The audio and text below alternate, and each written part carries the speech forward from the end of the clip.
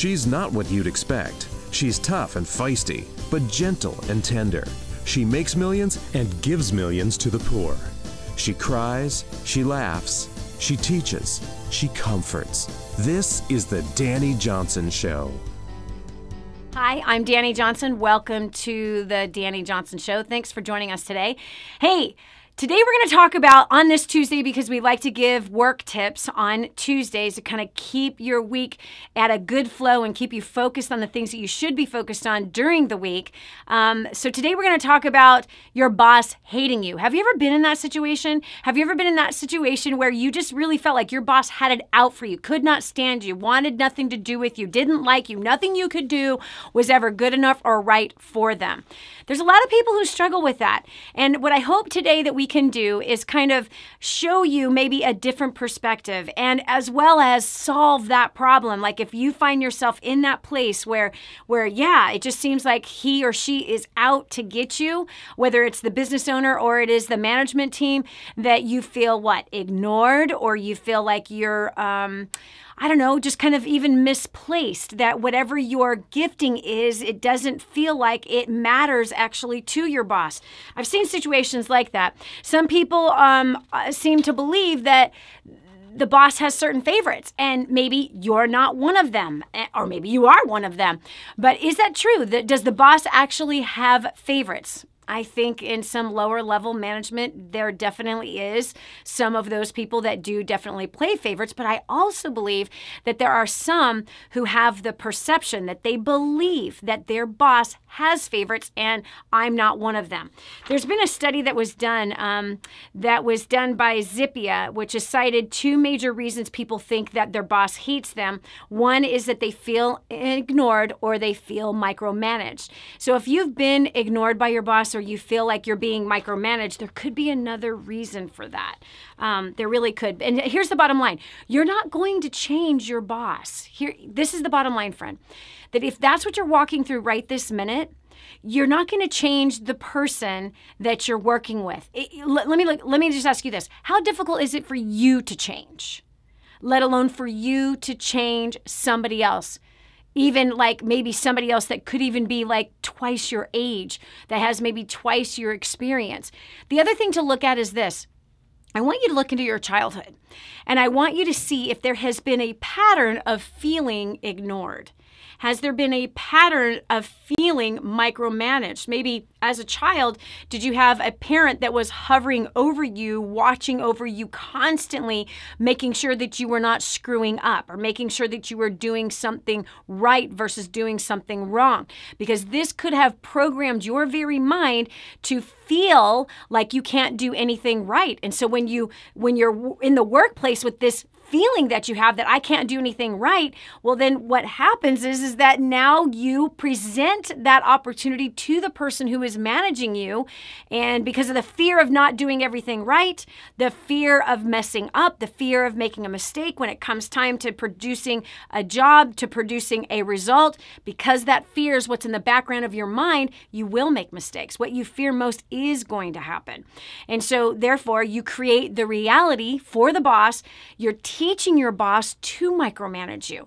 That if you're missing deadlines, you're not able to produce what it was that they asked you to produce, that if there's constant miscommunication or even misunderstanding from the boss to you, friend, then there's a great chance that you have trained your boss to micromanage you, which you don't want, and neither do they. So we've asked this question to our audience, and we've got Tatiana, I love that name, nice Italian name, from Miami. So Tatiana, do you feel like you've been hated by your boss before? Oh, absolutely. I'm sorry. That's terrible. Yeah. So tell me about the circumstance that happened. Well, I was with that company for a very long time, and I was titled as a very good employee. I did my job more than, I did my job. And then they changed bosses, and I think she just didn't like the fact that I guess I was good. And that you were what? That I was good. Like that I was doing my job. I guess I don't know.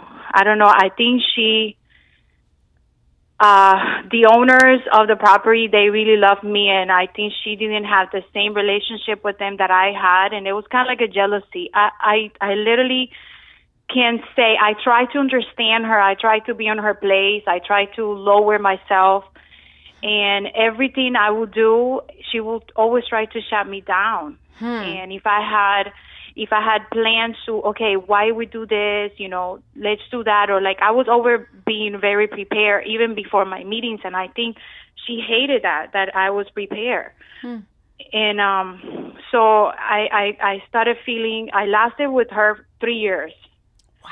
And I just couldn't take it anymore. Yeah. I hated going to work. I lost my vision with the company and everything. I felt like I was not heard, appreciated for what I was doing. So I got job domination. One day I came to my house and I said, "This is it. It's done. I'm out." And I listened to job domination. I remember that that was a Tuesday. I sent my resume to a company that I always heard good things about it. 3 days later, I got an interview, and I went, and I got the job, and I left. And when I gave my resignation, I cried. I was so, I felt like it was a divorce that I did not want to get divorced, but I had to, Man. But, it's just my previous boss, she was a true leader. She will inspire me. Yeah. She will make me be better. I wanted to be like her. But then this other boss, she I don't know. I mean, who doesn't want an employee to bring more value or to bring better, to have I even had a nice team and everybody was motivated to work with me. So I felt like I'm motivating my employees, but I'm not being motivated. Okay, Tatiana, hold on. I have a question for you. First of all, congratulations on the new job that you got. I'm really sorry that you suffered through what you had to suffer through with this other style of management, which was very different than the former style of management. But the real question I have for you is, if you were that good, how come they didn't promote you to that management position? Because this is what happened. When the promotion that she had, she got it. She actually got it because I was pregnant. It was offered to me, but because I was pregnant, I didn't want to have the pressure. Okay, so hold on, time out. So the reality is that you were the first choice for the position and you turned the position down. Yeah. And the result was somebody with lesser experience, lesser leadership now took the role. Yeah. And the consequences were to your choice of turning the job down was now having to serve someone else instead of looking back. Should you have taken the role and trained somebody up to lead the way you knew how the department needed to be led? Yes. Yes. But when they had other, the same position, they were not letting me. Okay, I'm gonna hold on. You said yes just to pacify me. Because here's the reality, Tatiana. We cannot control anyone. All we can control is our choices. Our choices. And everything you just finished telling me was you were a victim in this circumstance. Now, how that new boss treated you was wrong. It's obvious they didn't have the maturity to lead people. They didn't have the character to lead people. And they were not the first choice of the business. You were the first choice. But you chose to turn down the position, so therefore the whole business actually suffered as a direct result, and they lost a great leader who was you. So looking back, you can't blame that woman. You can say, how could someone not want value? Because she hasn't yet learned what you have learned. So it's easy to judge from the position of your position because you had the chance to be mentored by a good leader who inspired you. So we can't judge someone else that hasn't been mentored by that kind of leadership. But all we can do is take full responsibility and own our own choices. Otherwise, Tatiana, we will be a victim in this next job too. That even though you got another job, there's going to be a change of hands. There's going to be different management coming in. And the reality is that until you learn how to deal with that kind of leadership, you will not be able to advance yourself beyond where you're at right now. You see, we live in a world that our world tells us that we've got to be pampered, we've got to be inspired instead of inspiring, that we have to have people treat us good, that we have to have things be convenient for us, that we need to get lots of recognition, that we need to be made feel important and special. And if at some point I'm not made to feel special and important, then I'm out of here. I cannot handle it. So we wait for the other person to change. In all reality, we are the one that has to change. We are the one that has to grow regardless of how we are being treated and regardless of how somebody's leadership is coming across to us. And so there are ways to get inside of the heart of that person who obviously was insecure, who was obviously intimidated, who was obviously threatened by your leadership style, and felt even ever so more insecure because of your leadership style. And so I've been in situations like that. And the fact is I can't wait for that person to change, to grow up, to mature, to get it.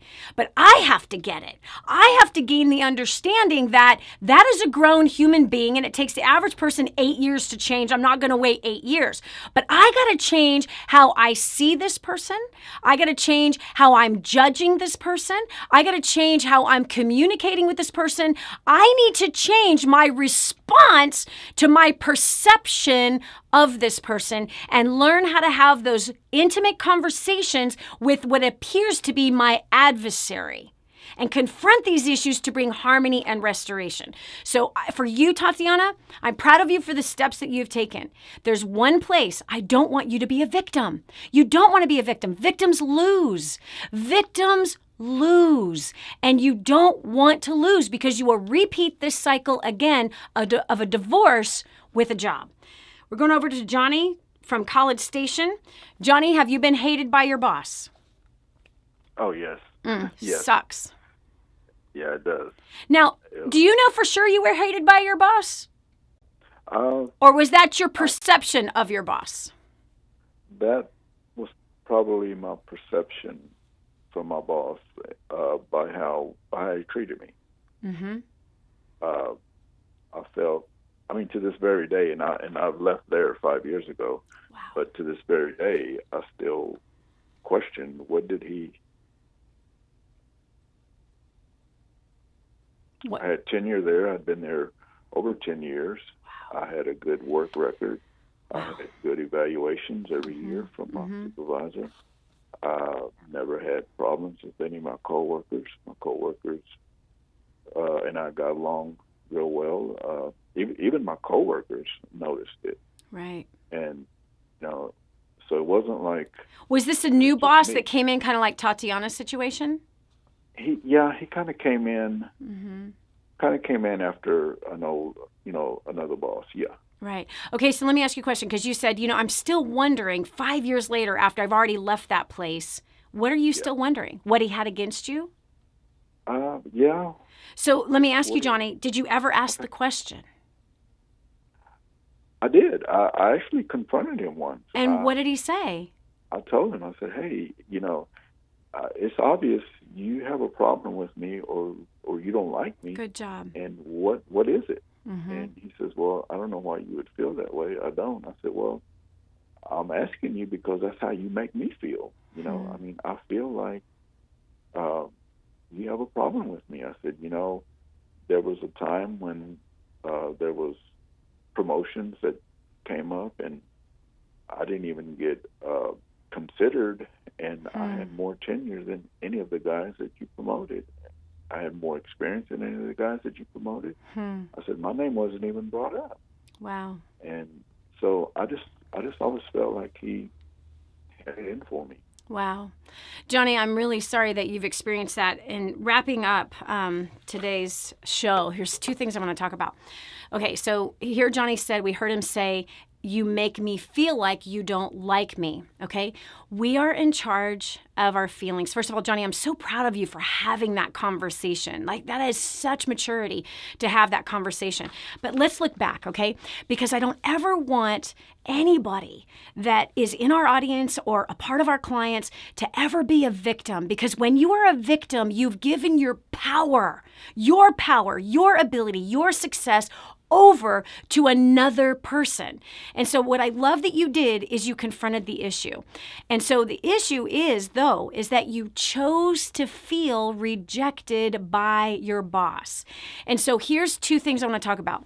One is that we're responsible for our own feelings, and we are responsible for our response to the boss, okay? Number one, we are in control of that. Number two, if you're a boss and you're listening right now, you just heard two terrible stories. And sadly, that's more of what I hear than the other side. I have to dig so hard to find good stories about good bosses, which is so lame. It is so easy for the vast majority of the employees that are working in our world today that they've got a boss they cannot stand. So the question I have for you, Mr. Boss, is, are you one of them?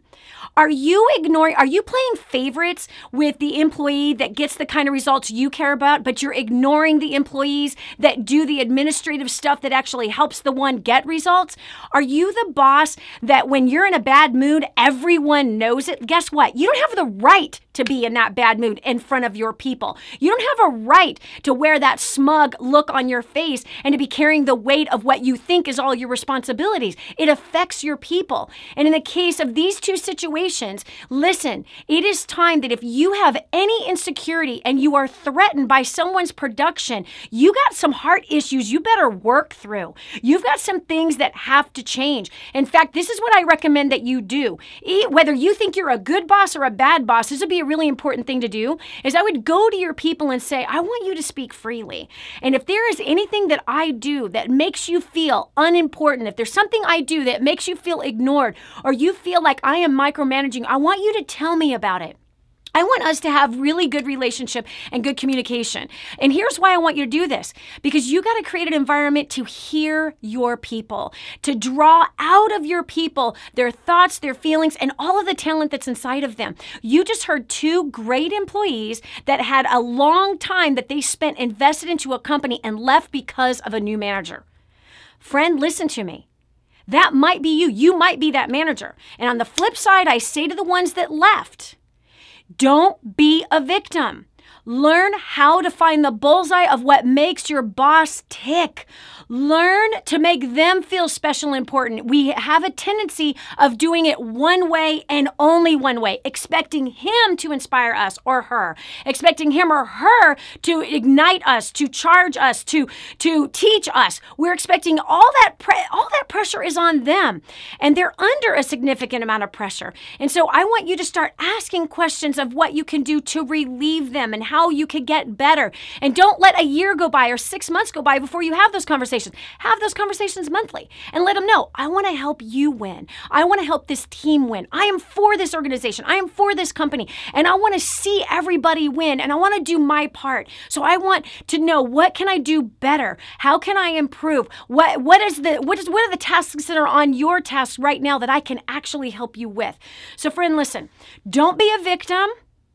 And if you're that boss, you better be careful, and you better be doing a gut check. You better be doing a character check, because largely, and studies have proven this, that it's bad managers it's actually just any bad employee. Any employee that is ignoring people, not good people skills, not good character, they drive out the good people. And the good people will last longer and longer, and then they're done. They're absolutely done, and they know they're going to be valued by somebody else. So evaluate yourself today on this Work Tip Tuesday. And by the way, if you want more tips like what we just finished talking about, you got to get a hold of First Steps to Wealth. It's free on our website. Don't be an idiot. You can change the circumstances inside of your office at work. You do not have to be the victim, and you don't have to be the jerk. There is solutions. Inside this book is going to put the words in your mouth to communicate correctly so that you can pull out the best in the boss and or the employees, okay? This book, First steps to wealth. That's how I went from homeless to millions, now giving millions away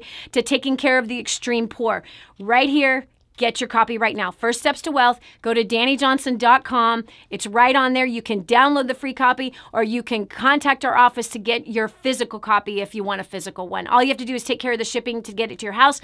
We'll go ahead and take care of the book. All right, that's it for us today. Listen, somebody needs to see today's show. Somebody needs to hear these testimonies that we heard about bosses. They need to hear about why people left, and they also need to hear that if someone's about to leave, they have to stop being the victim, and they got to find solutions. Search for those solutions. And on the flip side, friend, a boss needs to hear today's show as well. Because, man, when you hear those kind of stories, something shifts in your head and you're like, oh, crap, I do that. Man, I need to fix that.